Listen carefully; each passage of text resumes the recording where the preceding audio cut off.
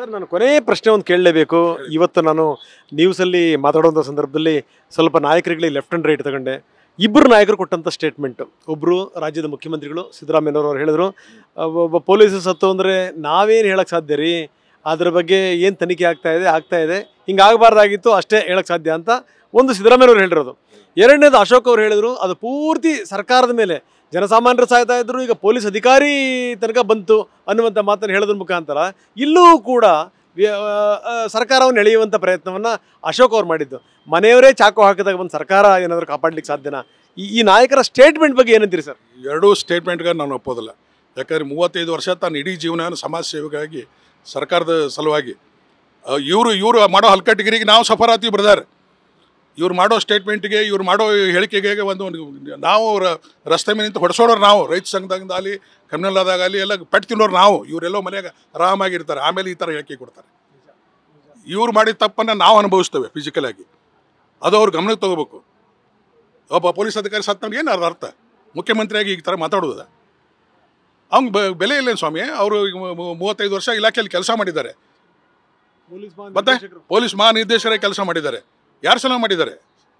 ನೀವು ಸಂಬಳ ಕೊಟ್ಟಿರಬೇಕು. ಒಬ್ಬ ಕೂಲಿನೂ ಹಮಾಲಿ ಮಾಡೋನು ಸಂಬಳ ಅದಕ್ಕೆ ಕೂಲಿ ತೊಗೋತಾನೆ. ಬಟ್ ಇವರು ಇಷ್ಟೊಂದು ಮಾಡಿ IPS ಮಾಡ್ಕೊಂಡು ಕಷ್ಟಪಟ್ಟು ಬಂದು ಇಲ್ಲಿ ಮಾಡ್ಕೊಂಡು ಹೆಂಡತಿ ಮಕ್ಕಳು ಬಿಟ್ಟು ಇಷ್ಟೊಂದು ತಮ್ಮ ಜೀವನವನ್ನು ತ್ಯಾಗ ಮಾಡಿ ಈ ಸಮಾಜ ಸೇವೆ ಮಾಡಿದ್ದಾರೆ. ಅಂಥವ್ನಿಗೆ ಒಬ್ಬ ಪೊಲೀಸ್ ಆಫೀಸರ್ ಹತ್ರ ಅವನು ಹೇಳೋದಂದರೆ ಏನಾದರೂ ಅರ್ಥ ಇದೆ ಅದಕ್ಕೆ? ಮತ್ತು ಇವರು ರಾಜಕೀಯಕ್ಕೆ ಇಂಥ ಬಳಸೋಬಾರ್ದು, ವೈಯಕ್ತಿಕ ವಿರೋಧ ಪಕ್ಷರು ಅವರು ಬಳಸೋಬಾರ್ದು. ಏನು ಹೆಂಡ್ತಿನ ಸ್ವತಃ ಮಾಡಿದ್ರೆ ಸರ್ಕಾರದ ಏನು ಅದರಲ್ಲಿ ಏನು ಮಾಡಲಿಕ್ಕೆ ಸಾಧ್ಯ ಇದೆ?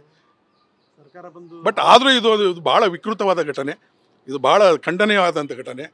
ಇಂಥ ಘಟನೆ ಆಲಾರ್ದಂಗೆ ಸರ್ಕಾರ ಏನಾದರೂ ಕ್ರಮ ಕೈಗೊಳ್ಳಿ. ಸರ್, ಪ್ರತಿ ಸಾವು ಒಂದು ಪಾಠ ಆಗಬೇಕು ಅಂತೀವಿ, ಆದರೆ ಮನೆಯಲ್ಲೇ ಆದಂಥ ಕೊಲೆ ಇದು ಸಮಾಜಕ್ಕೆ ಯಾವ ಸಂದೇಶ ಕೊಟ್ಟಿದೆ ಇದು ಅಂತ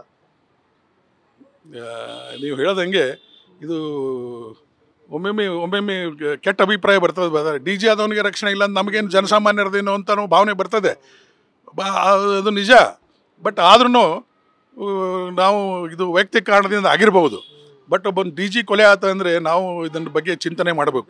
ನಾವು ಎಲ್ಲ ಅಧಿಕಾರಿಗಳು ಸದಾ ಆತ್ಮಲೋಕ ಮಾಡ್ಕೋಬೇಕು. ಸರ್ಕಾರ ಏನಾದರೂ ಒಂದು ಇದಕ್ಕೆ ಪರಿಹಾರ ಕಂಡುಹಿಡಿಬೇಕಂತ ನಾನು ತಮ್ಮ ಮುಖಾಂತರ ಹೇಳ್ಕೊತೇನೆ. Thank you brother. ಇದು ಬಸವರಾಜ್ ಮಾಲ್ಗತ್ತಿಯವರ ಮಾತು.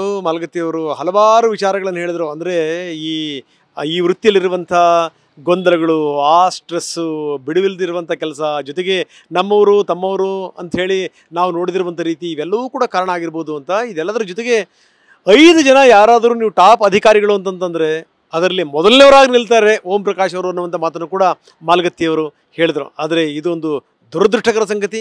ಇದನ್ನು ನಾವು ಸಹಿಸಿಕೊಳ್ಳಿಕ್ಕೆ ಸಾಧ್ಯವಿಲ್ಲ, ಇದನ್ನು ಒಪ್ಕೊಳ್ಳಿಕ್ಕೂ ಕೂಡ ಸಾಧ್ಯ ಇಲ್ಲ. ಇದೊಂದು ದೊಡ್ಡ ಸಂದೇಶವನ್ನು ರವಾನಿಸಿದೆ ಅನ್ನುವಂಥ ಮಾತನ್ನು ಕೂಡ ಅವ್ರು ಹೇಳಿದ್ದಾರೆ. ವಿಷಯಗಳು 1000 ಇವೆ. ಏನು ಅಂದರೆ ಅದು ಕುಟುಂಬದ ಕಲಹದಿಂದ ಹಿಡಿದು, ಆಸ್ತಿ ಕಲಹದಿಂದ ಹಿಡಿದು, ಜೊತೆಗೇನು ಅಂತಂದರೆ ಸಂಬಂಧಗಳ ತನಕನೂ ಕೂಡ ಹಲವಾರು ಸಂಗತಿಗಳಿವೆ. ಆದರೆ ಒಬ್ಬ ದೊಡ್ಡ ಅಧಿಕಾರಿ, ರಾಜ್ಯದ ರಕ್ಷಕರಾಗಿದ್ದಂಥವರು, ಪೊಲೀಸ್ ಮಹಾನಿರ್ದೇಶಕರು ಅಂದರೆ ರಾಜ್ಯದ ರಕ್ಷಕರು, ಇಂಥವರು ಈ ರೀತಿ ಸಾಯಬಾರದಾಗಿತ್ತು ಅನ್ನುವಂಥದ್ದು ಮಾತ್ರ ಸತ್ಯ. ಕ್ಯಾಮ್ರಾ ಪರ್ಸನ್ ವಿನೋದ್ ಕುಮಾರ್ ಜೊತೆಗೆ ರಂಗನಾಥ್ ಭಾರದ್ವಾಜ್, TV9 ಬೆಂಗಳೂರು.